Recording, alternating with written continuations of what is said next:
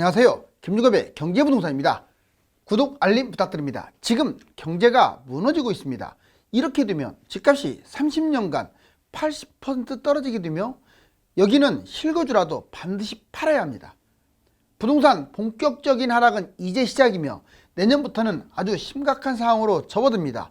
우리나라 집값이 반토막 떨어져도 거품이 심하다고 하기 때문에 사실상 바닥이 없습니다. 얼마나 심각한지 함께 보실까요?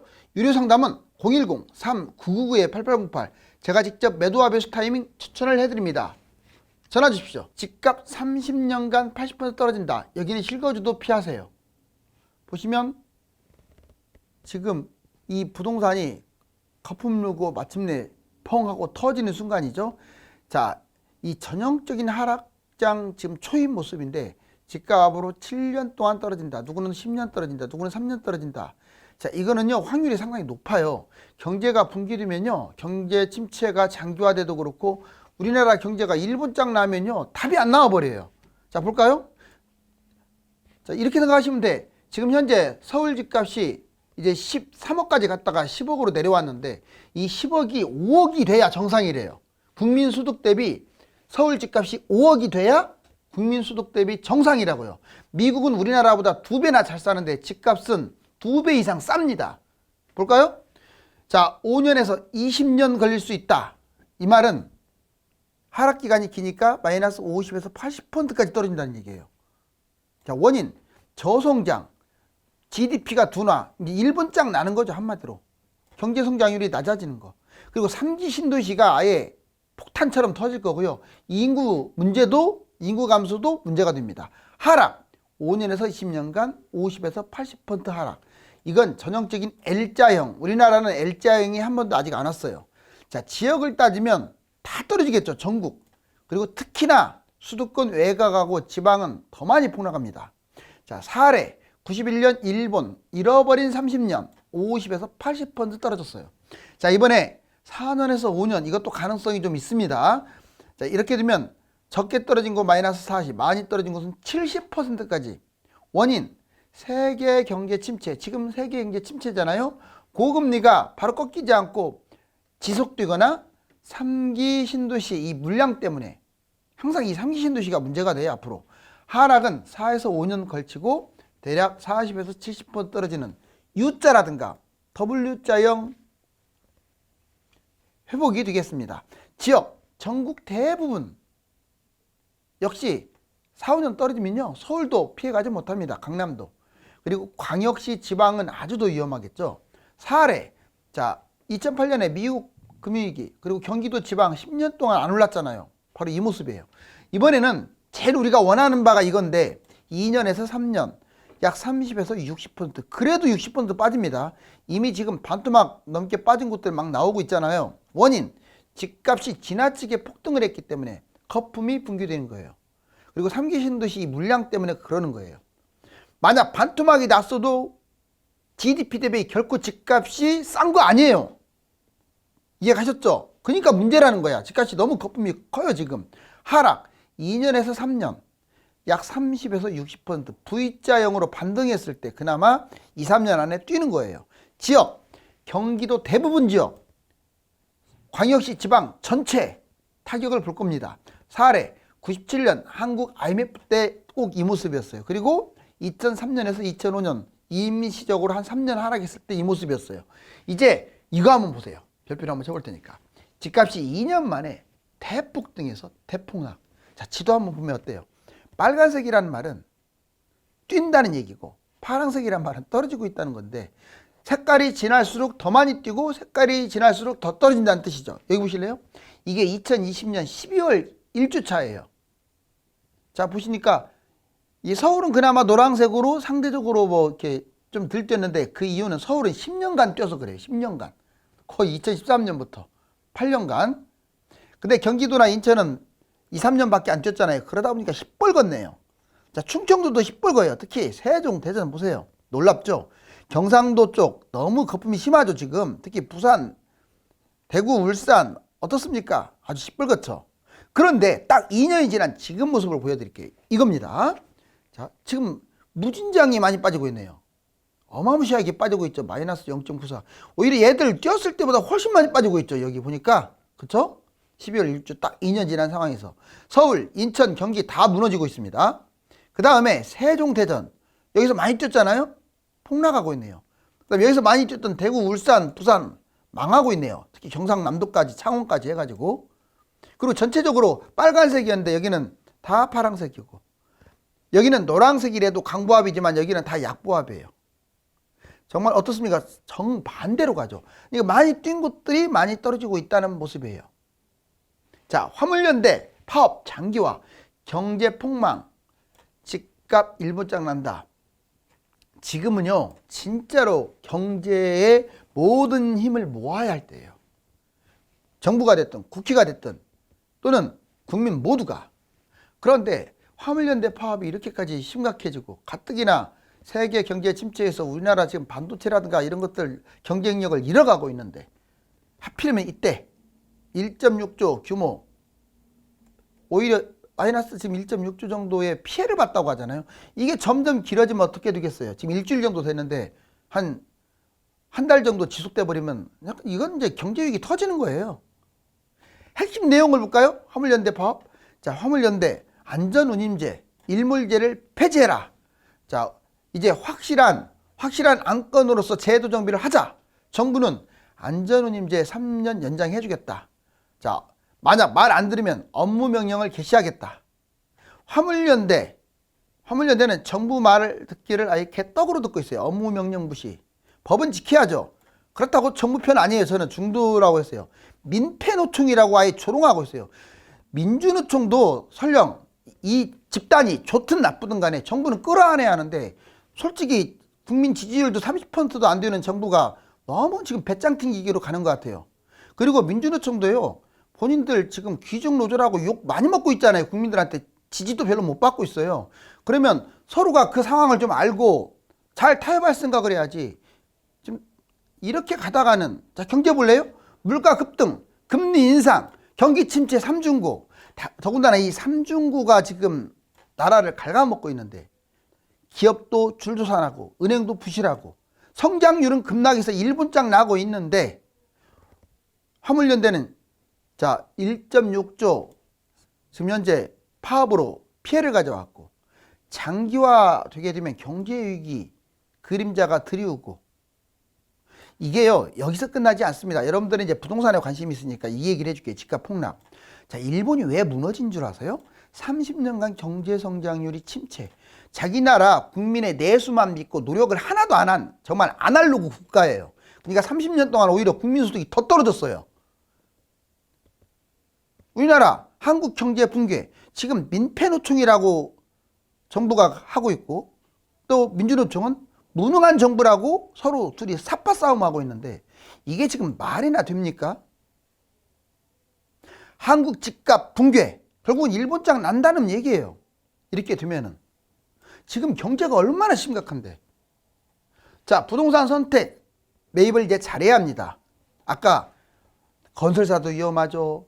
세계 경제 침체도 있죠. 지금 여러 가지 상황이 내가 무조건 뭐 10년, 30년간 떨어진다는 얘기가 아니에요. 그 가능성은 아직도 낮게 봐요. 그렇지만 확률이 커지고 있다고요. 보실래요? 자, 3년 뒤 초고령 시대 위험과 실패를 줄이는 부동산 투자 정보자. 먼저 장기적으로 올라갈 만한 곳들. 여기서는 장기적이란 얘기는 지금 한 2, 3년 동안은 다 폭락한다는 걸 전제로 깔고 있어요. 자, 엄청나게 폭락. 제일 많이 떨어질 곳은 강남이네요. 그렇지만 강남은 국제 핵심 도시이기 때문에 폭락 후에 엄청난 상승을 가져올 것으로 예측을 합니다. 서울. 모든 인구가 쏠리는 곳은 서울이에요. 당연히 폭락을 한 이후에 제일 안전하게 올라가겠죠.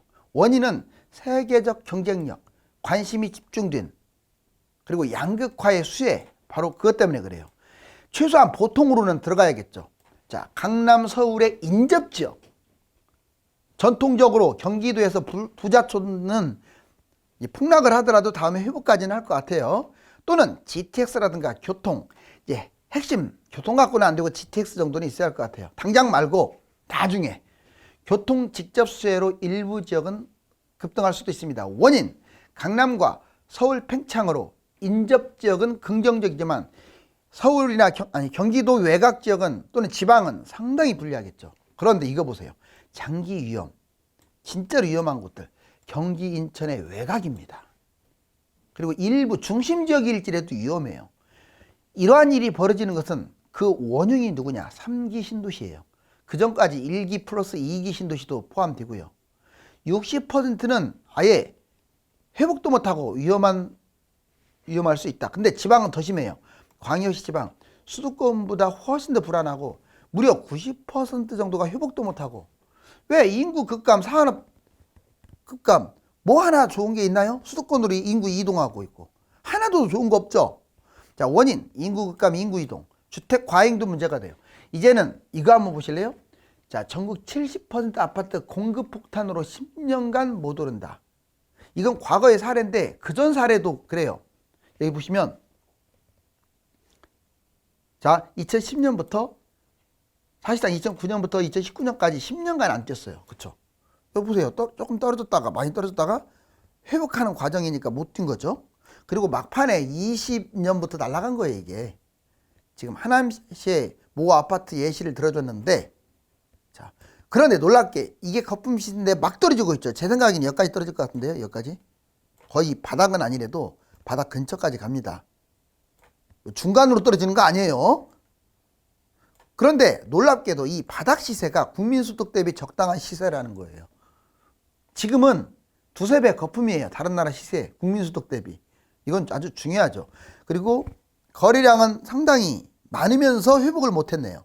자, 이제 전국 70% 아파트 분석을 해볼까요? 자, 2009년에서 2019년 10년 동안 떨어졌다. 자, 2009년 시세 10년 후, 이때 시세가 10년 후에 겨우 회복했어요. 다 그랬다고요, 다. 1, 2년 만에 폭등하는 거 아니에요. 거래량이 많아도 10년 동안 침체. 이렇게 거래량이 많은데도 10년 동안 못 올라갔어.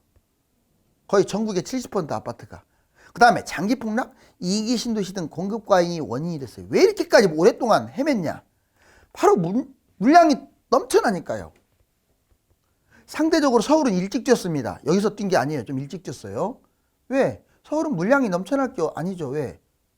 그린벨트 뭐 신도시 만드는 것도 아니잖아요. 원룸이 급증하고 1인 가구가 늘어나다 보니까 오피스텔이라든가 이런 것들이 경쟁하고 걔들로 들어가다 보니까 일반 아파트를 살 생각을 안 하는 거예요. 넘쳐나니까. 해외 집값, GDP, 소득 대비 거품이 지나친 데다가 다른 나라도 모양이 비슷하게 이렇게 미국, 캐나다, 호주, 뉴질랜드 제가 그 말 하잖아요. 20년 동안 우리나라하고 모양이 비슷해요. 다만 우리나라는 더 폭등하고 더 내려온 것 뿐이죠. 여기서 문제는 단기 폭등이라는 거야. 집값 잡을 능력, 의지, 아무튼 이게 부족한 바람에, 정책적으로 부족한 바람에 많이 떨어졌고, 코로나로 인해서 부동산 주식 거품이 많이 올라간 것도 사실이고, 해외 집값이 올라가면서 연동을 한 거죠. 그런데 문제가 세계 1위야. 자, 이제 아파트 침체기에서 불황기. 이거 제가 오래간만에 보여드리는 것 같아요. 여기 보시면 자, 2010년에 22년. 자, 지금 예전에는 여기에서 멈춰 있었는데 이제 침체기. 예전에 2010년 시작이라면 우리나라 2021년 시작인데 22년이에요, 현재.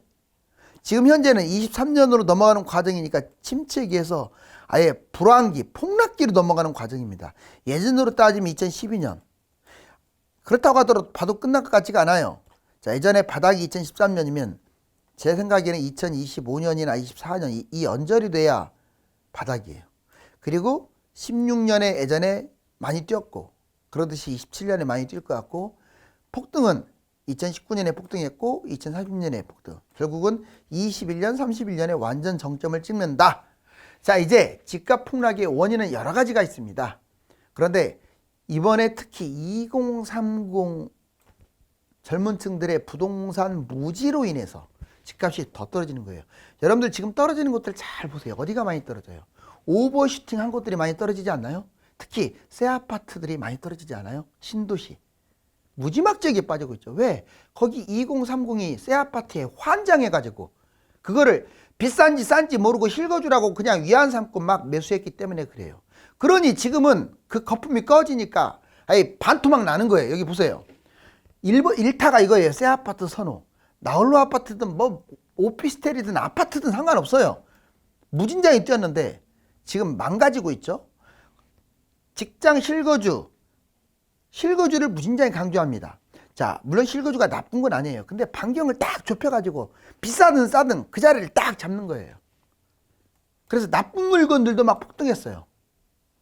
자신한테 집을 맞춰요.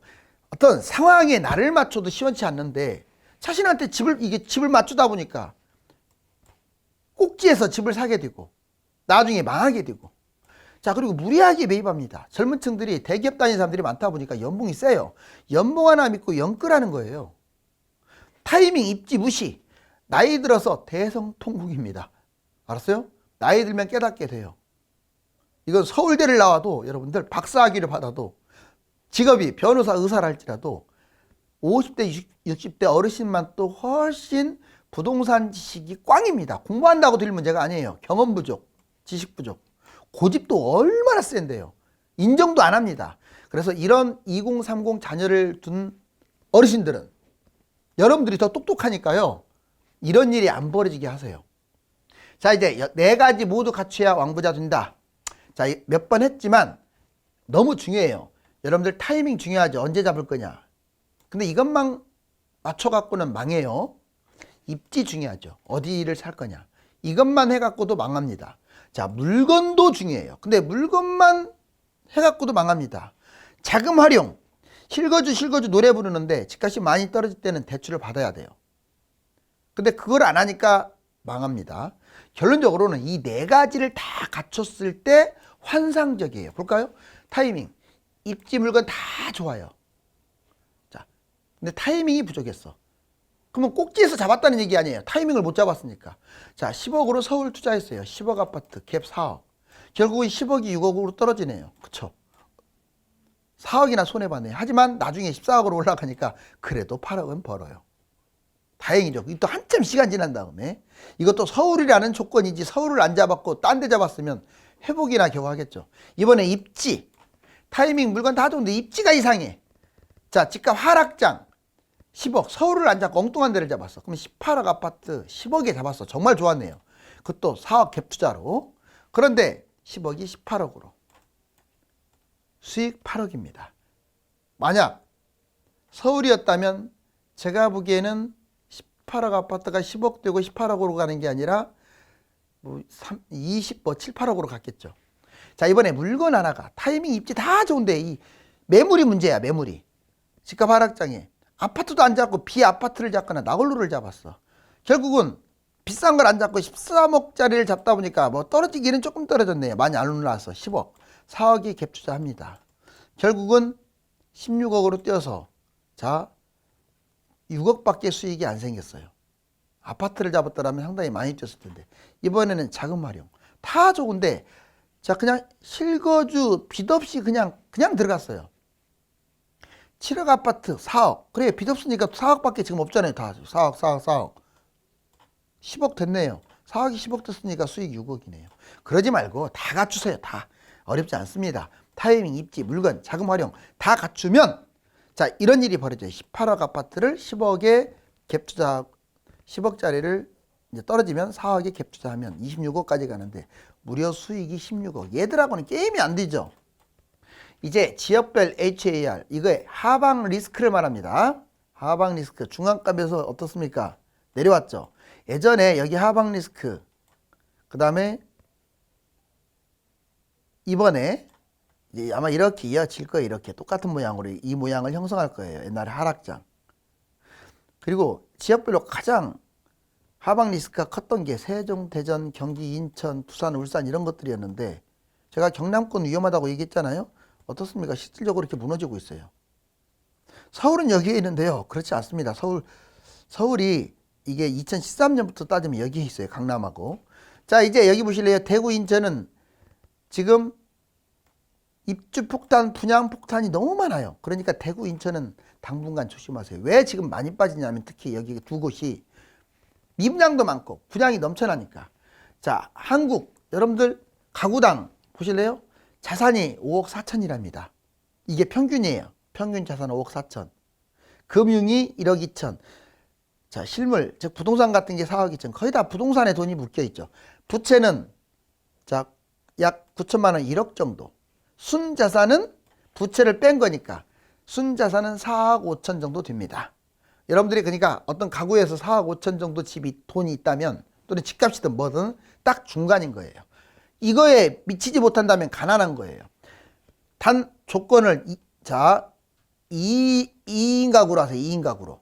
4인 가구는 곱하기 2로 가야 돼요. 뭔 말인지 알겠죠? 왜? 평균 가구 수가 2인 가구밖에 안 되기 때문에. 가구의 소득 무려 6,400만 원이나 되네요. 자, 그리고 소비 지출 1,100만 원. 가처분 소득, 처분 가능한 소득. 세금 빼고 이것저것 뺀 것을 처분 가능한데 이제 이런 것 빼면 실질적으로는 소득이 5천만 원대라고 볼 수가 있네요. 자, 집값이 무지막지하게 무너지고 있습니다. 경제가 얼마나 살아나느냐에 따라 집값이 V자 반등할 수도 있고 30년간 하락할 수도 있습니다. 지금이라도 위험 지역은 빠져나오는 것이 좋겠죠? 감사합니다.